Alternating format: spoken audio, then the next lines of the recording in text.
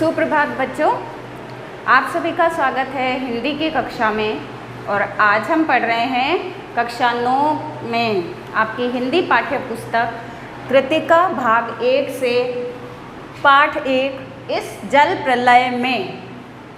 ये पाठ की शुरुआत हमने कर ली थी और इस पाठ के लेखक फणीश्वर नाथ रेणु हैं, जिनका जन्म 1921 में हुआ था और इनकी मृत्यु 1977 में हुई थी।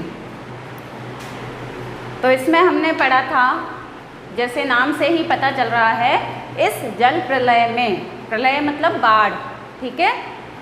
तो लेखक ने इसमें पटना में आई बाढ़ का वर्णन किया है, जिसे लेखक ने स्वयं भोगा था। इससे पहले लेखक को कभी भी स्वयं बाढ़ का अनुभव नहीं हुआ था कि किस प्रकार से बाढ़ भी काल का रूप धारण करके आ सकती है, काल के दूध के रूप में, तरल दूध के रूप में आ सकती है, और ये कितना विकराल रूप ले सकती है, इसका लेखक को अभी तक अंदाज़ा नहीं था। हाँ, हालांकि लेखक समय समय पर स्काउट गाइड के रूप में या फिर स्वयंसेवी के रूप में अपनी सेवाएं ऐसे मौक़ों पर देते रहते थे, लेकिन स्वयं बाढ़ को भोगना, उसका जो अनुभव है वो अनुभव लेना, ये लेखक के लिए एक नई बात थी। तो लेखक ने इसी बाढ़ का वर्णन इस पाठ में किया है।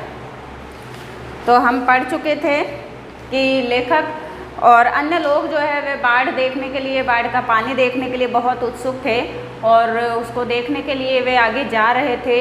लेखक भी अपने कवि मित्र के साथ में उस बाढ़ को देखने के लिए एक रिक्शा वाले के रिक्शे पर बैठ करके और जाता है। उसी दौरान उनके बीच में जो बातचीत होती है और लेखक जो अन्य लोगों की बातचीत को सुनता है, उसी के हिसाब से ये पाठ आगे बढ़ता है। तो आज हम पढ़ रहे हैं पेज नंबर 4 पर। पेज नंबर 4 पर हमने 3 पैराग्राफ पढ़ लिए थे। अब हम आगे कंटिन्यू करते हैं। और पाठ्य पुस्तक मैंने आपको बता ही दिया है, कौन सी है? कृतिका भाग 1। पानी हमारे स्टूडियो की सीढ़ियों तक पहुंच चुका है और किसी भी क्षण स्टूडियो में प्रवेश कर सकता है। हम पढ़ रहे थे ना, लेखक ने वर्णन किया था कि शाम को 7 बजे आकाशवाणी के पटना केंद्र के स्थानीय समाचार प्रसारित हो रहे थे और पान की दुकानों के सामने खड़े लोग बहुत ही ध्यान से उन समाचारों को सुन रहे थे।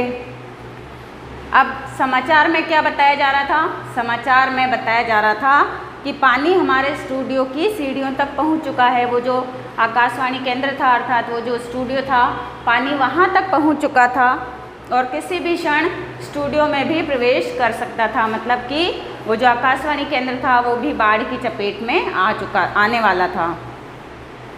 समाचार दिल दहलाने वाला था, कलेजा धड़क उठा। ये समाचार सुने तो लेखक अचानक से डर गया, घबरा उठा। कलेजा धड़क उठना मतलब बहुत ज़्यादा घबरा जाना, मुहावरा है ये एक। मित्र के चेहरे पर भी आतंक की कई रेखाएं उभरी। ये समाचार सुनकर के उनका जो कवि मित्र था, उसके चेहरे पर भी डर देखा जा सकता था, किंतु हम तुरंत ही सहज हो गए। लेकिन लेखक कहते हैं हम तुरंत ही एकदम सहज हो गए, यानी चेहरे पर चेष्टा करके सहजता ले आए। मतलब उन्होंने एकदम सामान्य रहने की कोशिश की। हालांकि उनमें भय तो वैसा का वैसा बना हुआ था, पर लोगों को वे अपने इस भय को दिखाना नहीं चाहते थे, इसलिए वे सबके सामने सामान्य रहने का प्रयत्न कर रहे थे।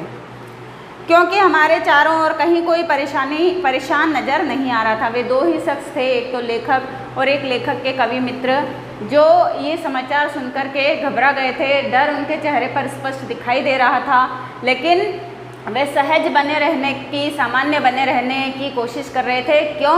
क्योंकि उनके आसपास के जो लोग थे वे बिल्कुल भी परेशान नज़र नहीं आ रहे थे। पानी देखकर लौटते हुए लोग आम दिनों की तरह हंस बोल रहे थे, बल्कि आज तनिक अधिक ही उत्साहित थे।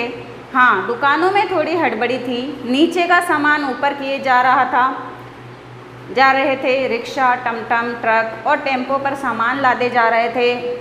खरीद बिक्री बंद हो चुकी थी, पान वालों की बिक्री अचानक बढ़ गई थी, आसन्न संकट से कोई प्राणी आतंकित नहीं दिख रहा था। लेखक ने यहाँ पर आसपास का जो माहौल है बाढ़ के दौरान उसका वर्णन किया है कि लेखक और उनके मित्र सहज दिखने का प्रयास कर रहे थे क्योंकि उनके आसपास कोई भी उनको परेशान दिखाई नहीं दे रहा था, घबराया हुआ या भयभीत दिखाई नहीं दे रहा था। और पानी देख करके जो लोग वापस आ रहे थे उन्हें देखकर तो ऐसे लगता था जैसे वो रोज़ की तरह हंस बोल रहे हैं, एकदम सामान्य नज़र आ रहे हैं। और ये भी था कि डर की जगह उनके चेहरों पर उनको उत्साह ज़्यादा दिखाई दे रहा था। हाँ, इतना ज़रूर था कि जो दुकानें थी शहर की, उन दुकान वालों में ज़रूर हड़बड़ी थी। वो किस वजह से थी कि उस बाढ़ के पानी में उनकी दुकान का सामान खराब ना हो जाए और इसीलिए वे सामान को नीचे से और ऊपर रखते जा रहे थे और अपने सामान को रिक्शा, टमटम, ट्रक या जो भी उनको वाहन मिल रहा था उसके ऊपर लाद कर कहीं सुरक्षित स्थानों पर ले जाने का प्रयास कर रहे थे। अब खरीद बिक्री तो बंद हो चुकी थी। बहुत तेज़ बारिश जब आती है तो आप खुद देखते हैं शहर में कोई ख़रीदारी के लिए नहीं निकलता है ना, तो खरीद बिक्री तो बंद हो चुकी थी वैसे भी। लेकिन पान वालों की दुकान पर भीड़ अचानक बढ़ गई थी, वहाँ पर बिक्री बढ़ चुकी थी। ठीक है, इस और आसन्न संकट से, आसन्न मतलब निकट संकट से, कि अभी अभी जो संकट आने वाला है, जो समस्या आने वाली है, मतलब जल्दी ही जो समस्या आने वाली है, आसन्न का मतलब है पास में या निकट में। तो जो संकट बिल्कुल उनके पास में है, कभी भी आ सकता है, उससे कोई भी आतंकित नहीं था, मतलब कोई भी डरा हुआ नहीं था। और पान वालों की बिक्री अचानक बढ़ गई थी। क्यों बढ़ गई थी, इसका आपके क्वेश्चन भी बनता है। ठीक है, तो ये लाइन भी आप अंडरलाइन करेंगे। पान वालों की बिक्री अचानक बढ़ गई थी क्योंकि एक तो ये ऐसे मौसम में लोग जो है बाढ़ का पानी देखने के लिए निकले थे। अन्य सभी दुकानें, बाज़ार बंद हो चुका था, लेकिन पान की दुकान पर अभी भी भीड़ थी, तो लोग वहीं जमा हो रहे थे और वे बाढ़ के बारे में उत्सुकता से अधिक जानना चाहते थे। और पान वाले की दुकान में जो रेडियो लगा हुआ था वहाँ पर खड़े होकर समाचार सुनना चाहते थे, तो पान खाते हुए ही वे समाचार सुन रहे थे। इसी कारण से पान वालों की बिक्री अचानक से बढ़ गई थी। पान वाले के आदमकद आईने में उतने लोगों के बीच हमारी ही सूरतें मुहर्रमी नज़र आ रही थी। मुझे लगा अब हम यहाँ थोड़ी भी देर ठहरेंगे तो वहाँ खड़े लोग किसी भी क्षण ठठाकर हम पर हंस सकते हैं। लेखक को ऐसा लगा, लेखक मन में ही विचार कर रहा था। और क्या विचार कर रहा था कि पान वाले के आदमकद आईने में जो पान वाला था काफ़ी हट्टा कट्टा मोटा व्यक्ति था और उसके आसपास जितनी भी भीड़ लगी हुई थी उस सारी भीड़ में केवल वे दो ही व्यक्ति थे जिनकी शक्ल मुहर्रमी नज़र आ रही थी। मुहर्रमी नज़र आना मतलब एक तरह से भय के कारण से, दुख के कारण से, किसी आने वाले संकट के कारण से घबरा जाना। ठीक है, आतंकित लगना, बिल्कुल दुखी दिखाई देना, उदास दिखाई देना। तो मुहर्रमी शक्ल नज़र आ रही थी। लेखक को ऐसे लग रहा था कि कहीं थोड़ी सी देर अगर यहाँ और ठहर गए तो ये लोग हमारे चेहरों के भाव को समझ जाएंगे और हम पर ठहाके लगा करके हंस सकते हैं, मतलब हमारा मजाक उड़ा सकते हैं। और उसने मन में ही कल्पना की लेखक ने कि शायद ये क्या कहेंगे, जरा इन बुज़दिलों का हुलिया देखो। बुज़दिल मतलब कायर, डरपोक। ठीक है, क्योंकि वहाँ ऐसी ही बातें चारों ओर उछाली जा रही थी। क्या बातें उछाली जा रही थी? एक बार डूब ही जाए धनुषकोटि। धनुषकोटि एक जगह, ठीक है, एक बार डूब ही जाए धनुषकोटि की तरह पटना लापता ना हो जाए कहीं। धनुषकोटि एक शहर है बिहार में और ये धनुषकोटि भी बाढ़ में पूरी तरह से डूब गया था।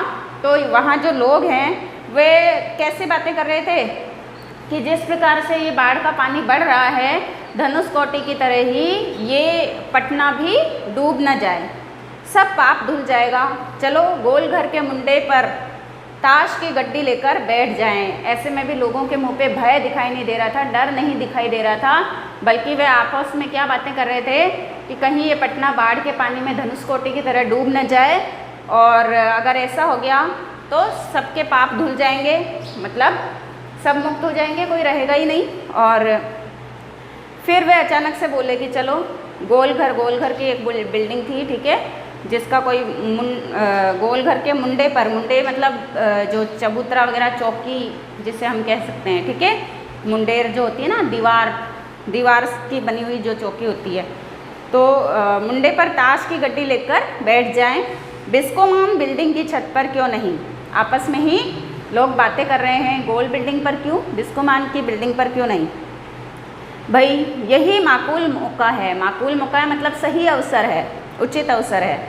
इनकम टैक्स वालों को इसी मौके पर काले कारोबारियों के घर पर छापा मारना चाहिए, आसामी व माल। और लोग आपस में क्या बातें कर रहे हैं कि इनकम टैक्स वालों को भी क्या करना चाहिए, इससे अच्छा मौका फिर नहीं मिलेगा, इसी समय उनको छापा मारना चाहिए उन कारोबारियों के घर में जो कि काला धन जमा करते हैं, क्योंकि इस समय वे कहीं भागकर नहीं जा सकते, अपने धन को कहीं छुपा नहीं सकते, उनको कोई अवसर नहीं मिलेगा बचने का, तो ये सबसे अच्छा अवसर है। राजेंद्र नगर चौराहे पर मैगजीन कॉर्नर की आखिरी सीढ़ियों पर पत्र पत्रिकाएं पूर्ववत बिछी हुई थी। सोचा एक सप्ताह की खुराक एक साथ ही ले लूँ। लेखक थे, लेखक को जाहिर सी बात है पढ़ने का तो शौक़ होगा ही, और इसीलिए लेखक ने देखा कि जो राजेंद्र नगर चौराहा है वहाँ पर मैगजीन कॉर्नर की आखिरी सीढ़ियों पर, मैगजीन कॉर्नर कोई दुकान का नाम होगा, ठीक है, तो इनकी आखिरी सीढ़ियों पर पत्र पत्रिकाएं पूर्ववत मतलब पहले की ही तरह बिछी हुई थी, लगी हुई थी वहाँ पर। तो लेखक ने सोचा कि चलो एक सप्ताह की खुराक तो साथ में ले ही लेता हूँ, बाढ़ का समय है, जिस प्रकार से ये बाढ़ का पानी आ रहा है लगता है घरों में कैद होकर ही रहना पड़ेगा 5-7 दिन, तो क्यों ना टाइम पास के लिए ये पत्र पत्रिकाएं ले ली जाए। क्या क्या ले लूँ? हेडली चेज या एक ही सप्ताह, मतलब ये सोच रहे हैं कौन कौन सी बुक्स ले लूँ, ठीक है, हेडली चेज या एक ही सप्ताह में फ्रेंच जर्मन सिखा देने वाली किताबें अथवा योग सिखाने वाली कोई सचित्र किताब। लेखक सोच रहे थे कि इनमें से कौन सी किताबें लूँ। मुझे इस तरह किताबों को उलटते पलटते देखकर दुकान का नौजवान मालिक कृष्णा पता नहीं क्यों मुस्कुराने लगा। वो जो दुकान का मालिक था नौजवान था और उनको किताबें उलटते पलटते देख करके मुस्कुराने लगा। किताबों को छोड़ कई हिंदी, बांग्ला और अंग्रेजी सिने पत्रिकाएं लेकर लौटा। अब लेखक ने वो किताबें तो छोड़ दी और हिंदी, बांग्ला और अंग्रेजी भाषा की जो सिनेमा से रिलेटेड जो पत्रिकाएं थी उसे लेकर के वे घर लौट आए। मित्र से विदा होते हुए कहा, पता नहीं कल हम कितने पानी में रहें, बहरहाल जो कम पानी में रहेगा वह ज़्यादा पानी में फंसे मित्र की सुधि लेगा। उन्होंने ये तय किया विदा होते समय कि अब न जाने कल हम कितने पानी में हों और किसके नगर में कितना पानी भर जाए, किसकी कॉलोनी में कितना पानी भर जाए, तो जो कम पानी में रहेगा वो मित्र ज़्यादा पानी में फंसे मित्र की सुधि लेगा, मतलब उसके समाचार पूछेगा या उसका पता करेगा कि वो ठीक है या नहीं। फ्लैट में पहुंचा ही था कि जनसंपर्क की गाड़ी भी लाउड स्पीकर से घोषणा करती हुई राजेंद्र नगर पहुंच चुकी थी। जनसंपर्क की गाड़ी, जैसे आपने देखा होगा अभी जैसे कोरोना बहुत ज़्यादा फैल रहा है, तो आप देखते हैं कि समय समय पर कॉलोनियों में जो पुलिस की जो गाड़ी है वो एक प्रकार से जब गलियों से निकलती है तो वो अनाउंस करते हुए आगे बढ़ती है गाड़ी, है ना, सबको एहतियात बरतने के लिए सुझाव देती है, समझाती है। तो वो जो उसी प्रकार से जब बाढ़ के पानी से शहर घिरने लगा था उस समय वहाँ पर जनसंपर्क की जो गाड़ी है वो भी लाउड स्पीकर से घोषणा करते हुए राजेंद्र नगर तक पहुँच गई थी।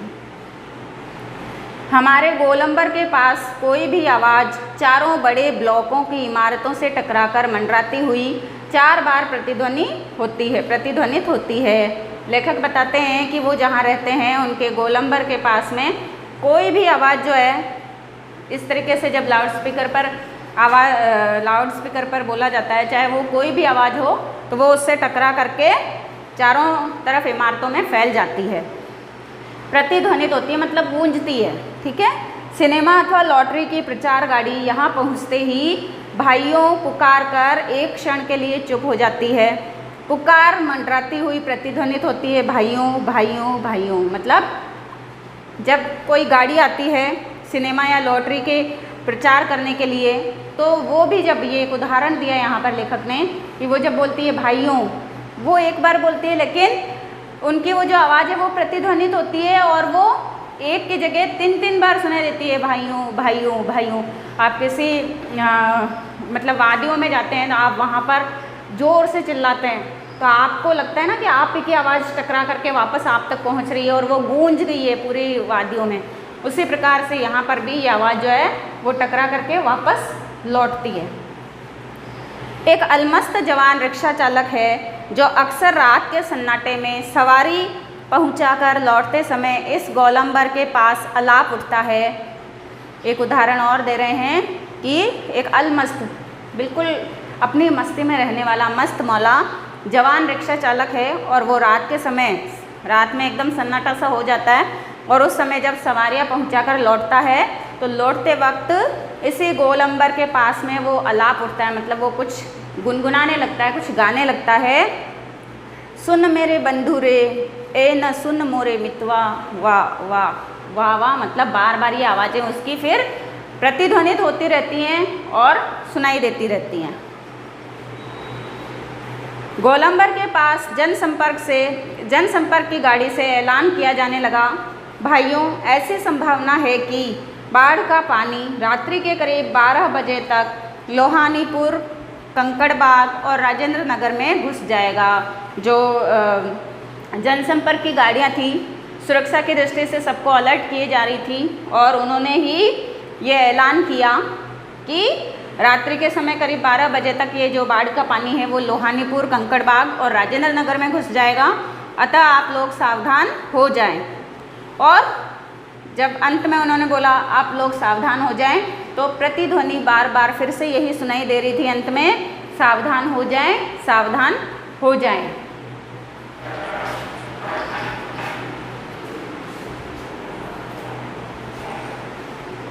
तो लेखक जो है वो कहते हैं कि मैंने गृह स्वामिनी से पूछा, गृह स्वामिनी मतलब लेखक की पत्नी, मैंने गृह स्वामिनी से पूछा गैस का क्या हाल है, मतलब घर में गैस वगैरह पूरा है कि नहीं। बस उसी का डर है, अब ख़त्म होने वाला है। असल में सिलेंडर में मीटर उटर की तरह कोई चीज़ नहीं होने से कुछ पता नहीं चलता है, लेकिन अंदाज है कि 1 या 2 दिन कोयला है, स्टोव है, मगर केरोसिन एक ही बोतल है। जब लेखक ने अपनी पत्नी से पूछा कि गैस सिलेंडर के क्या हालचाल है, मतलब गैस सिलेंडर है या नहीं है, तो क्या जवाब मिला उनको कि बस इसी बात का डर है कि अब ये ख़त्म होने वाला है। अब गैस सिलेंडर में कोई मीटर वगैरह तो लगा नहीं होता, जैसे गाड़ियों में लगा होता है ना, जिससे हमें पता चल जाता है कि पेट्रोल भरवाना है, कब भरवाना है या नहीं है गाड़ी में। तो गैस सिलेंडर में तो ऐसा कोई मीटर लगा नहीं होता कि उससे पता चल जाए कि भाई अब ये ख़त्म होने वाला है तो फिर से भरवाना है। बस केवल अंदाजे से कि अगर ये 30 दिन चलता है या 25 दिन चलता है तो उसी अंदाजे से ये पता लगाते हैं कि अब गैस सिलेंडर ख़त्म होने वाला है।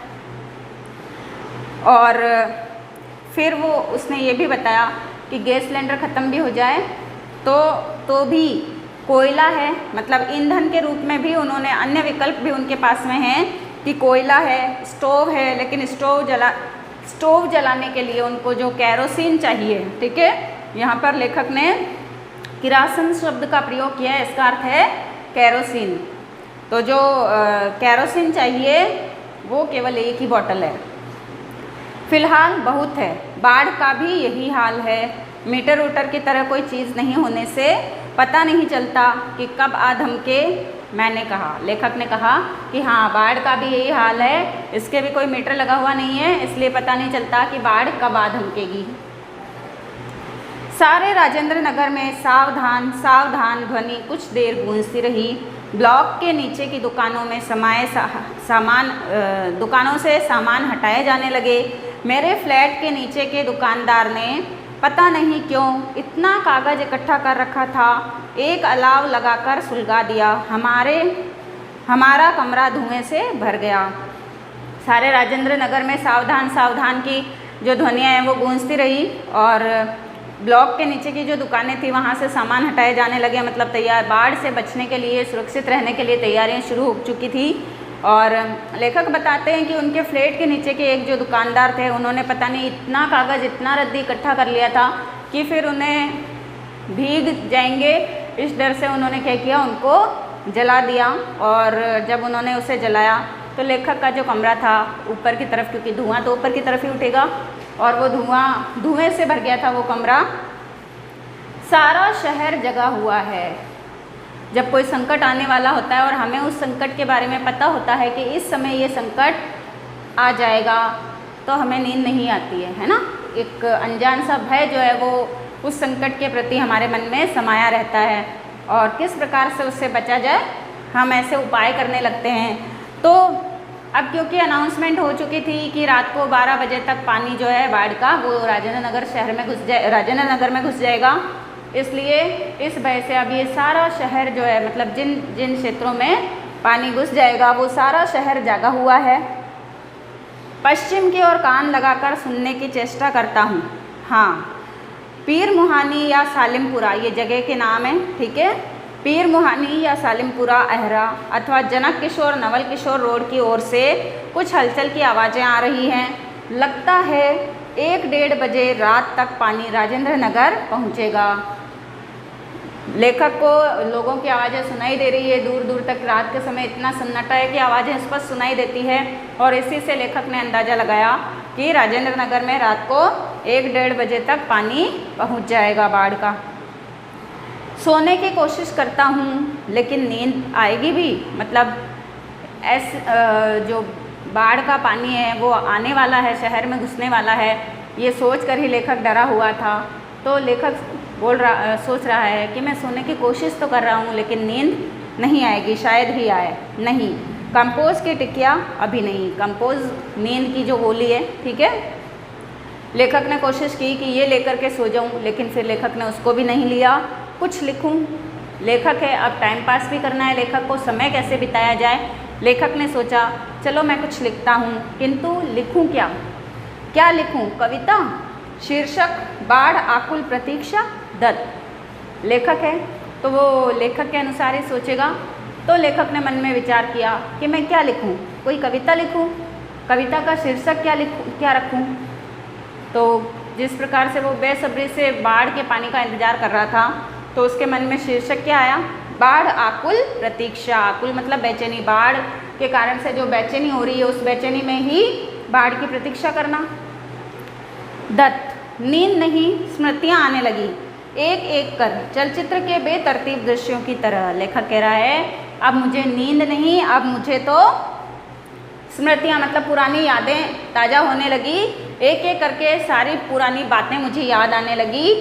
चलचित्र मतलब किसी फिल्म के बेतरतीब दृश्यों की तरह मुझे सब कुछ याद आने लगा। तो बच्चों, आज के लिए हम यहीं तक रखते हैं इस पाठ को, फिर आगे के वीडियो में हम कंटिन्यू करेंगे। तो इसको आप ध्यान से पढ़ना, और समझ में तो आपको आ ही रहा होगा। तो आज की कक्षा हम यही समाप्त करते हैं, लेकिन हाँ, साथ में इसके जो प्रश्नोत्तर हैं उन प्रश्नोत्तरों को आप साथ के साथ करते जाइएगा, ठीक है। इनके उत्तर भी मैं आपको साथ के साथ जैसे चैप्टर पढ़ा रही हूँ बताती भी जा रही हूँ।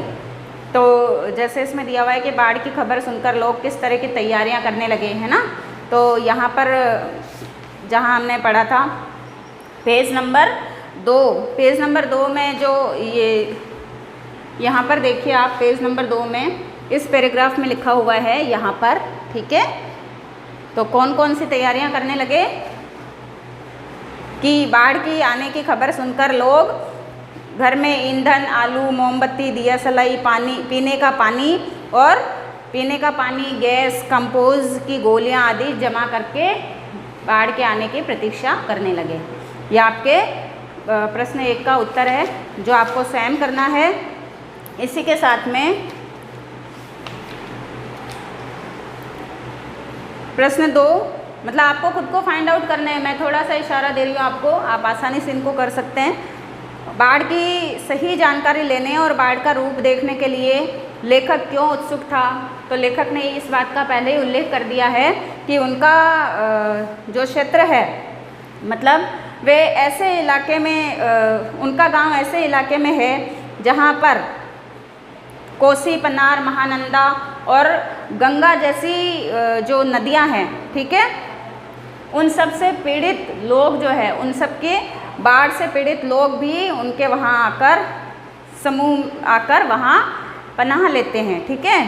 तो उनका जो क्षेत्र है वो पर्ती क्षेत्र में है। पर्ती मतलब सूखी भूमि क्षेत्र में है। तो लेखक को कभी भी बाढ़ का अनुभव नहीं हुआ था, ठीक है। क्वेश्चन क्या है, बाढ़ की सही जानकारी लेने और बाढ़ का रूप देखने के लिए लेखक उत्सुक क्यों था? क्योंकि इससे पहले लेखक ने कभी भी बाढ़ को प्रत्यक्ष रूप से नहीं देखा था और लेखक जानना चाहता था कि बाढ़ का पानी किस तरह से आता है और कैसे लोगों के जनजीवन को प्रभावित करता है, ठीक है। तो इसीलिए लेखक बाढ़ के पानी की सही जानकारी लेने और उसे देखने के लिए उत्सुक था। पहला लेखक को बाढ़ का प्रत्यक्ष अनुभव नहीं था, ठीक है। फिर सबकी जुबान पर एक ही जिज्ञासा, पानी कहाँ तक आ गया है। इस कथन में जनसमूह की कौन सी भावनाएं व्यक्त हो रही है? इस कथन में जनसमूह की बाढ़ के विकराल रूप को देखने और उनके मन में बाढ़ के रूप में मतलब उस मृत्यु के रूप को देखने की उत्सुकता थी।